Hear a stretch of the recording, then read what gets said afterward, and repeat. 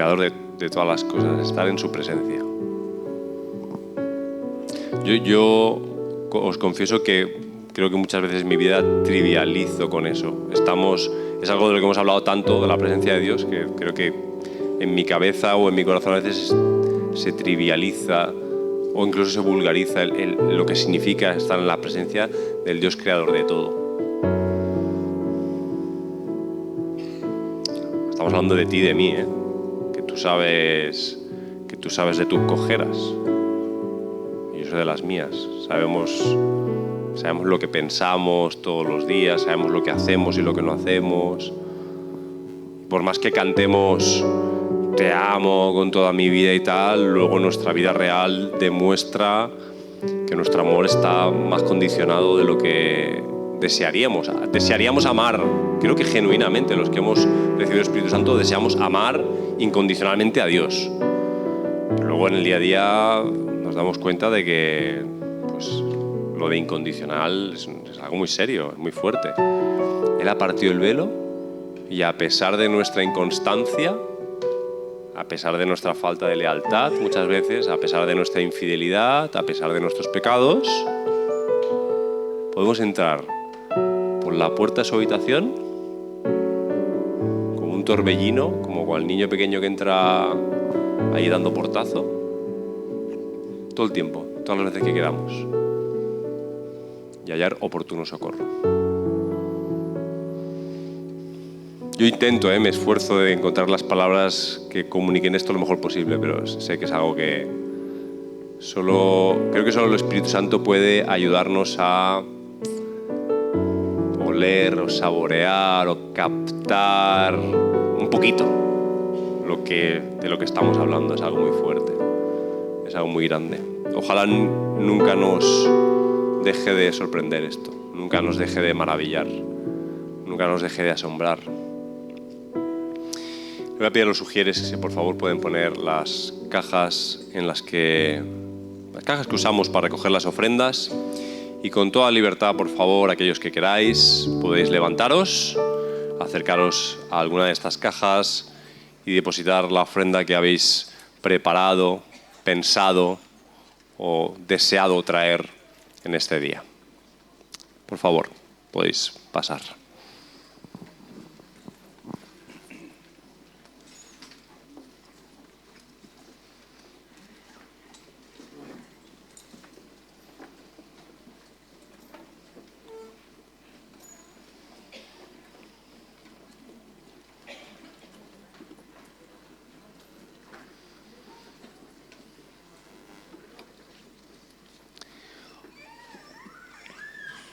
Y en este mismo movimiento que estamos teniendo por la sala ahora, mientras vamos acabando de depositar las ofrendas, los niños pueden coger sus cosas y marcharse a sus clases hacia el final de la sala.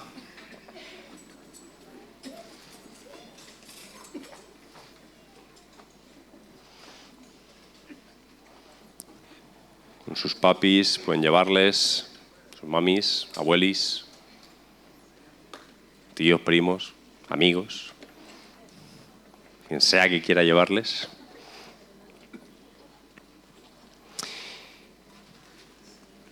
Si tienes una Biblia, te invito a abrirla en el Evangelio de Mateo, en el capítulo 16.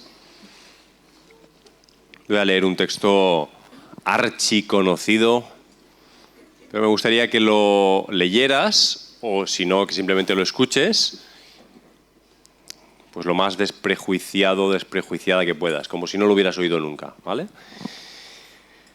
Voy a leer desde el versículo 13 hasta el versículo 20. Dice: cuando llegó a la región de Cesarea de Filipo, Jesús preguntaba a sus discípulos diciendo: ¿quién dicen los hombres que es el Hijo del Hombre? Y ellos dijeron: unos dicen que es Juan el Bautista, otros que es Elías, otros Jeremías o uno de los profetas. Y Jesús les dice: ¿y vosotros quién decís que soy yo? Respondiendo Simón Pedro dijo: tú eres el Mesías, el Hijo del Dios viviente. Respondió Jesús y le dijo: bienaventurado eres, Simón, hijo de Jonás, porque no te lo reveló carne ni sangre, sino mi Padre que está en los cielos. Y yo también te digo que tú eres Pedro, y sobre esta roca edificaré mi iglesia, y las puertas del Hades no prevalecerán contra ella. Te daré las llaves del reino de los cielos, y todo lo que prohíbas en la tierra habrá sido prohibido en los cielos, y todo lo que permitas en la tierra habrá sido permitido en los cielos. Entonces advirtió a los discípulos que a nadie dijeran que él es el Mesías. Julio, ¿puedes pasar por aquí, por favor? En esta mañana tenemos... Bueno, no eres un invitado, en verdad, es de la casa, eres medio de la casa. Medio... Ya iba a hacer una broma. Iba a hacer la broma que no. Te perdono. Gracias por tu perdón. Julio es un amigo. Julio es pastor en Santander y la mayoría que hayáis estado un poquito en la iglesia ya le habéis visto en otras ocasiones, ha predicado en otras ocasiones y le recordaréis incluso en el culto de ordenación. Si algo sale mal conmigo como pastor es porque oró mal, ¿vale? Podéis pensar esto. Estoy contando con ello. Podéis contar con... Bueno, y gracias a Dios está por aquí este fin de semana, ha estado con nuestros hermanos que están entrando a la prisión semana tras semana, apoyándoles y trabajando con ellos un poquito en el día de ayer, y esta mañana pues nos va a dirigir con la palabra, y me gustaría orar por ti. Hoy, claro. ¿Sí? Padre, muchas gracias por la vida de Julio, gracias por que ha podido separar estos 2 días y dedicarlos pues a esta iglesia, a la prisión aquí en Palma de Mallorca, a los hermanos que entran a la prisión, a mi propia familia, Señor, y sobre todo a tu palabra, y por eso te ruego que en este momento le ayudes a transmitir tu palabra pues con la mayor claridad y fidelidad posible. Gracias por su vida y por su corazón, Señor, por ti. En tu nombre. Amén. Amén. Muchas gracias, Óscar. Que la paz del Señor esté con todos vosotros. ¿Me habéis oído, no? Si no hay esto, es mejor bajarme y terminar. Cuando iba a algunas iglesias a lo largo de mi vida y me daba cuenta que la gente estaba sentada solamente, su cuerpo, pero no estaba su espíritu, hay muchas maneras de demostrarlo. ¿Sabes? El pastor, el predicador necesita hasta que le hagas así. Está bien. Igual se enfada contigo, pero no está mal. Jesús, cuando predicaba, tenía reacciones de la gente, ¿verdad? Si no hay reacción, ¿qué pasa? Como ha dicho Óscar, estoy aquí de visita porque tengo un compromiso desde hace más de 17 años con el ministerio de la FEREDE, el ministerio que se llama Asistencia Religiosa Evangélica. Coordino o apoyo a los hermanos que aquí en Mallorca, en las islas, entran en las cárceles, lo cual tiene mucho mérito, muchísimo. Los hospitales y las fuerzas y cuerpos de seguridad del Estado. Quiero que penséis una cosa, todo el mundo tiene algo que hacer, todo el mundo. En una casa, incluso los ancianos tienen algo que hacer. Su presencia muchas veces es estabilizadora, ayuda a que haya paz. Es decir, todo el mundo puede contribuir para el reino. Y todo el mundo es útil, no inútil, útil para el reino de Dios. Quiero traer muchos saludos, claro, de la iglesia a la que pastoreo hace muchos años. Comencé de pastor con 23 años y acabo de hacer 61. Todavía no me han echado, o sea que espero que continúe ahí hasta el final. Pero una de las cosas que he pedido a Óscar, que estoy encantado de volverlo a ver a él y a Valeria y a sus 2 niños tan preciosos, conozco a Óscar desde joven. Y que haya gente joven que a pesar de los años, haya encontrado el servicio al Señor, a pesar de sus limitaciones. Escucha, si sabes que si estás buscando una iglesia perfecta, en el momento que has llegado tú, se ha estropeado. No os reís, no sé si es que no hablo en castellano o voy a tener que hablar en otro idioma. En el momento en que tú te crees que una iglesia es perfecta, estás fatal. O sea, necesitas ayuda casi psicológica, no espiritual, eso ya lo voy a dejar para otro rato. Porque en el momento en que llegas tú, la has estropeado. Tú eres el que estropeas la iglesia. ¿Por qué?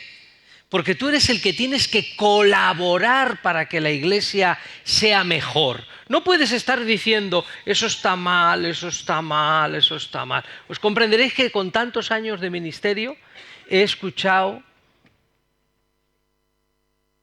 Y normalmente la gente que se queja se suele quejar mal. Tengo 3 hijos y los he enseñado desde niños a que lo que veas que está mal, arréglalo. Por favor, arréglalo. Pon tu parte para que se arregle. No te quejes, porque el que se queja no ayuda nada. Tenemos que poner nuestra parte para que las cosas funcionen. Dentro de todos los empleados que tiene la asociación que presido, que trabajamos con mujeres víctimas de trata, con presos, gente con la que no quería haber trabajado nunca. En mi vida, yo no puedo decir Dios me llamó, no, Dios me metió. O sea, no me llamó, me metió, me empujó. Y estoy contento de estar ahí. Trabajan 90 y tantas personas, 92 creo, y siempre les doy este consejo. Primero tienen un versículo que dice, al que te pida caminar contigo 1 milla, ve con él media. 2. Leemos mucho el Evangelio, pero no entendemos nada. Podríais haber dicho amén. Pero claro, es muy evidente, entonces. Una cosa que les digo es, si veis que está algo sin hacer, no digáis que no es tu responsabilidad, sino hazlo. Esto está mal. Pues eso está sin limpiar. No, pero yo no soy limpiadora, yo soy trabajadora social. Pues límpialo. ¿Vale? Porque el presidente también, si hace falta, hay que limpiar el váter o hay que recoger unos papeles que han tirado los niños. O sea, si todo el mundo está diciendo yo nada más que hago lo mío, está fatal.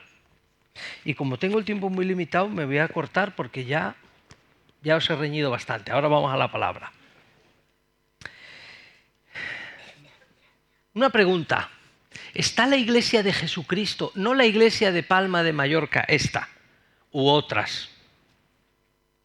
¿Está la iglesia del Señor a la altura de las circunstancias que estamos viviendo? Lo de la pandemia ha sido increíble. Ha sacado a relucir lo mejor de nosotros. Dejamos de ir al culto. Así hemos descubierto que ver el culto por la tele, hola, a los que me estáis viendo, es una maravilla. Puedo escuchar el culto en pijama. No me tengo que peinar ni asear. Y si es muy rollo el sermón, bajar el volumen y mantener la sociedad. No sé cuánta gente ha decidido no trabajar porque dan pensiones y dan subsidios y se está muy bien en casa. Pero ¿sabéis quién llena la iglesia, no? La iglesia no la llenan astronautas. La llena la sociedad que estamos, donde estamos. Y toda la sociedad donde estamos está muy influenciada.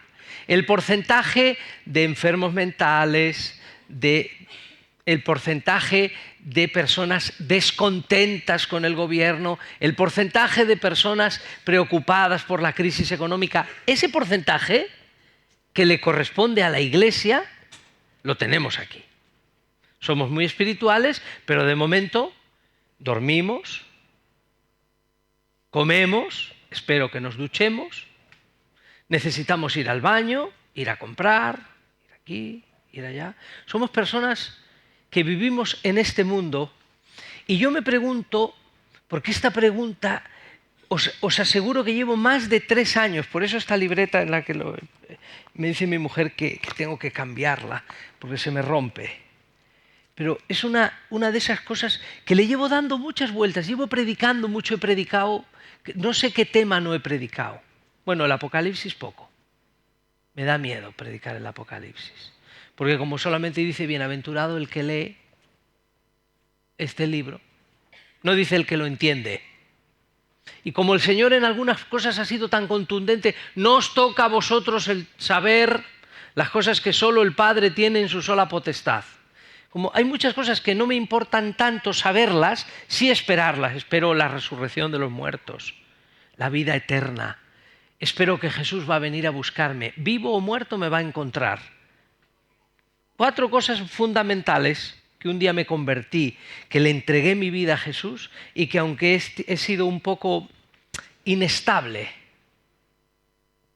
emocionalmente, hay días que estoy más contento, hay días que... Pero me pasa también en mi matrimonio, me pasa como padre, me pasa como pastor. Hay días que estoy más motivado, será lo que he comido, o menos. Tengo una pregunta que me ronda dentro de mí y no sé si sabré darle respuesta. ¿Está la iglesia del Señor a la altura de las circunstancias? El Señor le dijo a sus discípulos que las puertas del Hades no prevalecerán contra su iglesia. Es decir, debería de estar yo muy tranquilo porque el protector de la iglesia no soy yo. Podríais haber dicho amén, para saber que estáis despiertos. Yo no soy el protector de la iglesia y tú tampoco. Quien protege su iglesia, quien edifica su iglesia, quien hace la obra es Jesús. Porque es suya la iglesia, ¿no? La iglesia puede ser estática o sedentaria o puede ser una iglesia nómada. Hay que decidir qué tipo de iglesia queremos o creemos que debemos ser. Estática, sedentaria o nómada. Si es estática, se estanca como el agua. Una iglesia estática es la que dice así se ha hecho, así se hace y así se hará. Terror. Porque nada en la vida así se ha hecho, así se hace y así se hará. Cuando yo me convertí, le convencí a mi mamá, intentaba convencer a mi mamá, cuando yo tenía 18 años, me decía, ay, hijo mío, este mundo lo hemos encontrado así y así le vamos a dejar. España ha sido así desde que yo nací y así va a quedarse. Mi madre tenía una idea de que las cosas no cambiaban. Hasta que se convirtió y no sé cuánto entendió que tenían que cambiar las cosas, pero se convirtió. Y hay otra iglesia que es la iglesia nómada, la que está en permanente búsqueda y movimiento, no de modas, no de modas. Ahora la moda de cantar con los pies para arriba, no, o de caernos o de levantarnos, no, eso son modas. La iglesia nómada es la iglesia que está buscando a Jesús y dando respuesta a las necesidades que encuentra. En los Hechos de los Apóstoles vemos a los apóstoles saliendo detrás de las circunstancias. Los echaban y tenían que irse y mientras se iban predicaban. Y predicaban a gente rarísima. Y el Señor, que es el dueño de su iglesia, organizaba un barullo en la iglesia. Porque estaban los que creían que se podía comer cerdo y los que decían que no se podía comer de ninguna manera. Pero lo voy a poner peor. Los que cumpliendo la ley tenían que circuncidar a los hombres varones y los que decían que ya no hacía falta. Cuando era una ley inequívoca de ser del pueblo de Dios. Y tienen que reunirse el concilio de Jerusalén y tomar una conclusión que yo hoy día me daría miedo decidir. Hemos decidido el Espíritu Santo y nosotros no imponeros más cargas de las que tenéis. Y comienzan a describir lo que hay que hacer y lo que no. Una iglesia que se mueve porque va, como dijo Jesús, los que son guiados por el Espíritu ¿Cómo? ¿Cómo? Los que son guiados por el Espíritu no saben ni de dónde vienen ni a dónde van. El espíritu de la letra de lo que dice Jesús es lo que no entendemos. Lo ha dicho muy bien vuestro pastor al empezar. Leamos esto como si no lo hubiéramos leído nunca. Escuchemos a Jesús intentando decir lo que dice. ¿Sabéis? Cuando yo viajo a Sudamérica, especialmente al Perú, a la sierra, yo le decía a los misioneros que tenemos allí de nuestra iglesia, le decía, mira, hablamos el mismo idioma pero no pensamos igual. Y yo creo que los de Santander y Mallorca, aunque hablemos el mismo idioma, bueno, cuando hablamos el castellano, podemos estar hablando y no estar pensando lo mismo. ¿Estáis de acuerdo conmigo? Hablamos el mismo idioma, pero no pensamos igual, incluso los que estamos en la iglesia. Bueno, el Señor no ha cambiado, las circunstancias sí. El momento en que vivimos ahora, que nos ha ayudado la pandemia, la guerra y lo que venga, cambios de circunstancias difíciles, la subida del petróleo, la guerra, Putin por un lado y el presidente de los Estados Unidos por otro. La enfermedad, la pobreza latente que hay, que la hay incluso para los que trabajamos. La dificultad para acercarnos a la iglesia, que los pastores y los responsables, supongo el presbiterio, la gente que coordina, intentan que venga todo el mundo a la iglesia y pasará aquí lo mismo que en Santander, no tengo que preguntarlo. ¿Qué esto, qué lo otro? ¿Qué está pasando? O mejor pregunto, yo en vez de decir, ¿qué está pasando? Yo pregunto, ¿y ahora cómo sigo? ¿Y ahora cómo se sigue? ¿Y ahora cómo se hace esto? ¿Y ahora cómo se lleva adelante la iglesia? Podemos hacer todos los cambios, ponernos todos mirando para allá, ponernos todos mirando para allá, ponernos en círculo, podemos hacer cambios de reuniones, pero no se trata de eso. ¿Cómo seguimos? Lo que conocemos, queridos hermanos, no es lo único que existe. Dios no es Dios que se revela o se manifiesta de una determinada forma siempre. Dios no actúa siempre de la misma forma. Ha habido épocas de avivamientos, ha habido épocas de predicaciones. Esta misma iglesia, hace muchos años, y no tantos, fue una iglesia de referencia en España. Aquí pasaban cosas extraordinarias. Una iglesia tradicional había tenido la experiencia carismática y era una iglesia de referencia. Digo era, espero que lo siga siendo. ¿Vale? Pero lo fue. Y fue una iglesia que entendió que todo lo que conocían no era lo único que existía y que Dios no actúa de una determinada forma siempre. El mundo ha pasado y pasará por etapas que nos van a producir cambios traumáticos, pero el Señor no nos va a dejar solos. Su compañía, la compañía de Jesús, parece que estoy nombrando una organización, no, la compañía del Señor con nosotros nos ayuda a cambiar. Como pastor, cuando miro mis notas de predicaciones de hace 40 años, pienso, pobre gente, pobre mi gente, lo que me ha escuchado.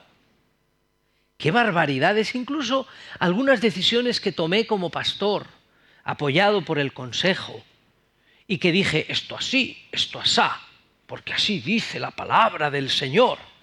Ahora digo, perdóname, Señor. Y prefiero confesarme delante de todos vosotros y reconocer mis errores que decir qué bien lo he hecho hasta ahora. Decidir qué hacer. Entonces para mí sería, ¿y ahora qué hacemos? Pues mirar para atrás es muy peligroso, porque si yo camino, este púlpito es pequeño para mí, con lo grande que soy. Si camino para atrás, tengo el peligro de que me caiga o que tropiece.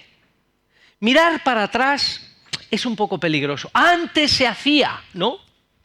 Antes se hacía. Yo como pastor, se lo digo muchos a los pastores en general, digo, hay que entender que tenemos una congregación, tenemos congregaciones variadas y que toda la congregación tiene que preocuparse unos de otros. Así que tenemos que aprender, como en todo, a ceder. Cedemos unos, ceden otros, no siempre los mismos. No pueden ceder siempre los mismos, es terrible. Entonces, mirar para atrás es peligroso y mirar para adelante también es peligroso, porque hay que seguir a Jesús. Y normalmente estamos mirando a una vida con propósito. Toda España hizo el programa de Rick Warren. 40 días con propósito. Oye, que funcionara en Los Ángeles no quiere decir que va a funcionar en Palma de Mallorca. Ayer mismo le decía a los jóvenes que yo todavía le sigo pidiendo al Señor una llave. Cuando dice a Pedro le dice, a ti te doy las llaves. Yo ya sé que fue las llaves de los gentiles y la llave de los judíos, sí. Pero hay una llave que abre los corazones de la gente y que llega a las personas. Y humildemente yo necesito tener una llave para llegar a los corazones de la gente. Cuando el Señor Jesús llamó, por ejemplo, a Mateo, que hemos leído, o a Pedro, o a Andrés, que utilizó a Andrés para llevar a Pedro al Señor, les dijo, sígueme. ¿Os imagináis? Mateo estaba, según dice él mismo, estaba sentado en la mesa cobrando impuestos y lo dejó todo y le siguió. Hombre, dejaría algún encargado para que le llevara aquello. Pero él se levantó y le siguió. Y Pedro y Andrés y Santiago y Juan, dejando las redes, siguieron a Jesús. Y nada fue igual en sus vidas. Y todo lo que pasaron fue impensable al principio. En esta época, queridos hermanos y hermanas, se puede seguir al Señor. No con los viejos parámetros, sino con los que hacen falta ahora. Yo tengo una edad que sé que no tengo las mismas fuerzas que tenía cuando tenía 50 años. No me siento débil, ¿eh? Todavía me siento fuerte. Arreglo mi jardín y mi huerta, siembro lechugas los lunes y en Cantabria se dice las sorrapio, es decir, quito las hierbas y les arrimo tierra, las cebollas, y estoy feliz de comerme una lechuga de las que yo he plantado, aunque no me había dedicado a esto nunca en mi vida. Me siento fuerte, pero sé que en la lógica de la vida, con 40, de los 40 para arriba, no te mojes la barriga. No, eso no vale. Eso hay que borrarlo. Acabo de decir algo que no está bien, ¿no? A los 50 no hay frase, la tenemos que inventar. Y a los 70, es decir, en cada etapa hay cosas, por eso Dios también da hijos hasta una edad. Porque criarlos, si ahora yo tengo un nieto y estoy feliz de tenerlo en brazos, pero estoy muy contento cuando me lo traen y cuando se va. ¡Aleluya! Porque he tenido 3. He tenido 3 hijos y los he tenido y los he cuidado. Y bueno, me he vuelto loco, que si el gimnasio, que si la piscina, que si el conservatorio, que si, venga, que si las tareas, sobre todo su madre. Pero ahora viene Mateo y yo le cojo y le juego y le voy para arriba y para abajo y lo llevo y me lo paso estupendamente, pero llega un momento que digo, ay madre, toma hija. ¿No? Y es aleluya, que me he liberado, porque ya no, porque cada época es lo suyo. Tengo miedo cuando se quiera quedar a dormir con sus abuelos, a ver si duerme por la noche o no nos deja dormir. Cuando el Señor llamó a estos que he dicho, nada fue igual en sus vidas, pero incluso en sus vidas, cada vez, menos ese que nos viene muy bien mencionarlo, el que dijo, tengo el mismo vigor, que fue Caleb, el que le dijo a Josué que él tenía el mismo vigor. Eso no se lo cree nadie. Lo que quiere decir, aunque lo diga la Biblia, lo que quiere decir es que tenía las mismas ganas de tener la tierra prometida. Y tú puedes tener las mismas ganas de hacer muchas cosas, pero tu cuerpo llega a donde llega. Entonces yo, con la edad que tengo, yo sé que más pronto que tarde tendré que ir entregándole el relevo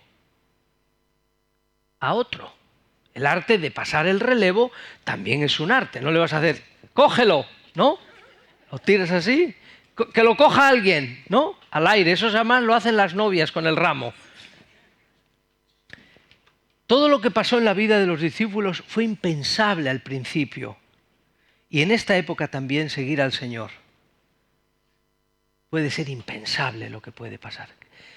¿Qué tendrá que hacer Dios para producir un avivamiento tan necesario espiritualmente en la población de Palma de Mallorca, que ha cambiado tanto, que ya esto es multicolor, multirracial, multicultural, multitodo, pero la necesidad espiritual es la misma. La Iglesia de Jesús ha terminado en muchos momentos perdiendo su influencia en el mundo. La razón de ser de la Iglesia es ser la sal y la luz. No es glorificar a Dios, un momento, para que vean vuestras buenas obras y glorifiquen a vuestro Padre que está en los cielos. No saquemos los versículos de contexto que armamos un lío. La razón de ser de la Iglesia es ser una influencia social, no una protesta social. Muchas iglesias se van quedando en monumentos. España está llena de iglesias bonitas, con campanarios, románicas, pero son monumentos. Son monumentos. No tienen ninguna influencia. ¿Dónde hemos perdido como iglesia? Le digo a los de Santander, no a los de Mallorca. ¿Dónde hemos perdido la razón de ser? En lugar de centrarnos en lo que nos gustaría ser, en lo que nos gustaría hacer, en lo que nos gustaría que pasase. Yo lo digo y lo digo de verdad. Yo no busqué el colectivo de presos, víctimas de trata y los indigentes. A mí me han empujado. Y creo que me ha empujado Dios. Dicen que la Madre Teresa de Calcuta, que hay que darle a cada uno su mérito y las cosas buenas. En una ocasión la preguntaron y le dijeron que si ella amaba a los pobres, a los que servía. ¿Y sabéis lo que dijo? No, yo amo a Jesús. Y Él me ayuda a verlos como gente necesitada y me saca fuerzas para ayudarlos, para que vean vuestras buenas obras y glorifiquen a vuestro Padre. Porque hasta los no creyentes reconocen las cosas buenas que hacen. Espero que de los evangélicos también. Creo que dicen que cantamos muy bien. De momento que cantamos muy bien. En la época pasada, en España, cuando esta iglesia se fundó, hace 150 años, las mujeres en iglesias como estas aprendían a leer, porque no iban a la escuela. Los misioneros venían con la intención de que leyeran la Biblia y de paso enseñaban a la gente a leer. En los años 80, el gran problema que había en España de la droga fueron los centros de rehabilitación cristianos, los que crearon el primer golpe de choque y los mejores cambios de vida. Hubo una respuesta del Evangelio a una necesidad de la sociedad. Bueno, vamos a ver si llego al final, que creo que se me ha pasado el tiempo. Dios ha sido fiel con cada generación. Eso dice la Biblia. Yo tengo que ser fiel al Señor, yo en esta generación. Esther fue fiel al Señor en su generación. La pobre Esther se creyó que había llegado a ser reina por guapa.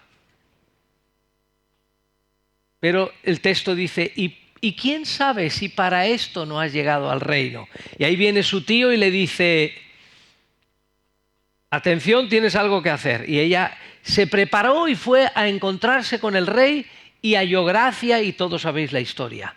Fue fiel al Señor. El rey David, dice la Escritura, que fue fiel al Señor en su generación. Lutero fue fiel al Señor en su generación.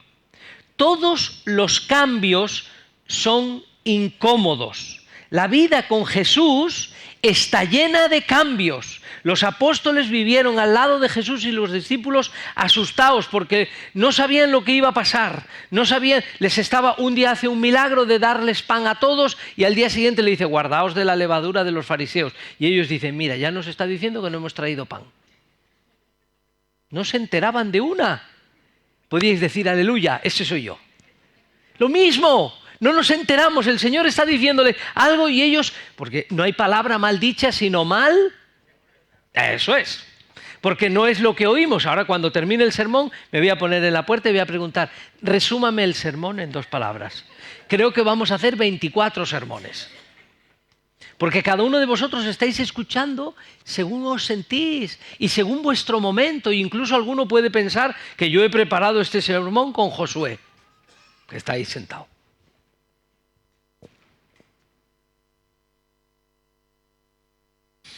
Voy a terminar pronto, pero no tanto. Los cambios son incómodos. Proverbios 16, versículo 9. El corazón del hombre piensa su camino, mas Jehová endereza sus pasos. Volvamos a la pregunta inicial. ¿Estará la Iglesia de Jesús a la altura de las circunstancias que requiere este momento tu familia, tu barrio, tu iglesia? Pues lo voy a contestar con el texto que hemos leído. Jesús, queridos hermanos, Jesús hace preguntas y hace preguntas para que las contestemos. Cuando se para delante de sus discípulos para que le contesten y para que sean conscientes, les pregunta, ¿qué dice la gente? ¿Te has parado a pensar qué dice la gente o solo has pensado lo que tú le tienes que decir a la gente? Muchos de nosotros hemos sido formados para soltar a la gente el mensaje de salvación, ¿no? Salgan a buscar a los perdidos. Escucha, Jesús se para y le dice a sus discípulos, ¿qué dice la gente? ¿Te has parado a pensar qué dice la gente? Algunas cosas que dice la gente, ¿sabes una cosa? Es verdad. Muchas de las cosas que dice la gente es verdad. No nos gusta lo que dicen, pero es verdad. ¿Qué dice la gente? Lo que dice la gente es decir, mi interés por las personas. Yo me quiero interesar por las personas. A mí me interesan las personas. Las personas que me rodean piensan y dicen cosas porque les afectan, están sufriendo, porque tienen miedo, porque están ansiosos por el tema laboral, por las decisiones de sus hijos, por la cuestión del matrimonio, porque están pasando una crisis X, por la posibilidad de la muerte inminente con este COVID, con el otro. Y en segundo lugar, Jesús la pregunta la hace más personal y dice, ¿y vosotros? ¿Quién decís que soy yo? ¿Quién decís que soy yo? Y cada uno tiene que darle una respuesta a Jesús. Lo que digan está bien o mal, pero nosotros ¿qué decimos? Pedro contesta, tú eres el Cristo, el Hijo de Dios. La revelación a Pedro, queridos hermanos, en este punto, muchos años yo he predicado que tú es Petrus, es superac Petra, edificabo, ecclesiam meam, y he intentado traducirlo del latín y del griego para intentar quitar una evidencia. Este texto está puesto por algo, pero claro, nosotros vivimos en una cultura católica y donde necesitamos quitarle a Pedro el puesto. En este momento, este texto dice una verdad fundamental para Pedro y solo para Pedro en este momento. Y no lo podemos quitar del contexto, y no lo podemos quitar del texto. Pedro, no todos nosotros vemos lo mismo, no a todos se nos pide lo mismo, no todos tenemos que hacer lo mismo, pero todos tenemos que tener una revelación personal de Jesús. No todo el mundo estamos llamados para lo mismo. No puedes imitar a otros, tienes que hacer lo que tú quieres hacer, lo que tú debas hacer. Pedro, tú eres bienaventurado, porque eso te lo reveló mi Padre. Y nosotros vivimos también en una época donde hace falta tener más comunicación con Dios. No sé si en la iglesia ayudamos a la gente a tener encuentros con el Señor o a tener encuentros de iglesia. Pero la iglesia tiene su momento, pero tú y yo tenemos nuestros momentos con el Señor. Y termino con el último punto, que es muy aclaratorio. Recordad, Jesús hace preguntas y hay que escuchar a la gente que habla. Igual hay que escuchar a la gente de la iglesia. No tienes toda la razón, acuérdate. Ni tu forma de ver es la de Dios. No lo es. Pedro estaba a veces acertado. En la siguiente escena Jesús le tiene que decir: Pedro, apártate de mí que eres como Satanás. Quítate. Todos tenemos momentos arriba y abajo. Las puertas del Hades no prevalecerán contra la iglesia. Pues yo, leyendo esto, queridos hermanos, digo, no hay miedo. La iglesia es de Jesús. Mi mayor preocupación debería de ser, en vez de preocuparme tanto por la iglesia, sería preocuparme por yo estar en la iglesia. Si estoy en la iglesia de Jesús. Jesús edifica su iglesia. Le dice el Señor a este mismo Pedro: Simón, Simón, en Lucas capítulo 22, Simón, Simón, Satanás ha pedido zarandearos como al trigo, pero yo he rogado por ti para que tu fe no falte, y una vez vuelto, confirmes a tus hermanos. No hay miedo, no hay miedo. Esta iglesia, la iglesia es de Jesús. Mi mayor preocupación hoy día es que yo esté en su iglesia, porque Jesús edifica y ama a su iglesia. Jesús edifica y ama a su iglesia. ¿Estará la iglesia del Señor a la altura de las circunstancias? Pregúntale a la gente qué piensa de la iglesia. No tengas miedo. Pregúntale a tus conocidos qué piensa de la iglesia. Pregúntales qué piensa de Jesús. No tengas miedo. Y que digan disparates. Pues si los piensan, que los digan. Y no intentes... Escúchales, sin miedo. Jesús tuvo un diálogo con la samaritana increíble. Le tuvo que decir 5. Tú no sabes cuántos maridos tiene o cuántas esposas tiene, así que no te puedes meter en cuestiones proféticas, pero sí puedes escuchar a la gente sus quejas. Es que vosotros, los evangélicos, os que sacáis el dinero y que os hay todas esas cosas que dicen, ¿no? Y que sois medio guiris y que sois medio... Pues déjalos, que lo digan. Igual tienes que escucharlos, porque cuando los escuches te darás cuenta que algunas cosas son verdad. Y que hay que cambiar, y que hay que adaptarse, y que para seguir a Jesús hay que soltar equipaje, y que para seguir a Jesús hay que decir, uy, en esto me he equivocado. Iban los discípulos camino con Jesús y unas veces iban diciendo, bueno, yo voy a ser el presidente del presbiterio. No, eso no era así. Allí no había eso. Yo mando, yo organizo, yo... Y Jesús se da la vuelta y les dice, ¿pero qué discutís? La gente del mundo, ese mundo en el que tú y yo vivimos, porque yo no he venido de la luna, yo he venido de Santander, que es del mundo, donde hay luchas interiores por nuestros egoísmos. ¿De dónde salen las cosas malas? ¿De la televisión? No, de nuestro corazón. Así que con este pensamiento os voy a dejar con el pastor. ¿Está la iglesia del Señor a la altura de las circunstancias? ¿En qué está la iglesia del Señor? Podría ser el título segundo. ¿En qué está la iglesia del Señor? Que Dios os bendiga. Yo quisiera estar a la altura de las circunstancias. Que Dios me ayude y a vosotros también.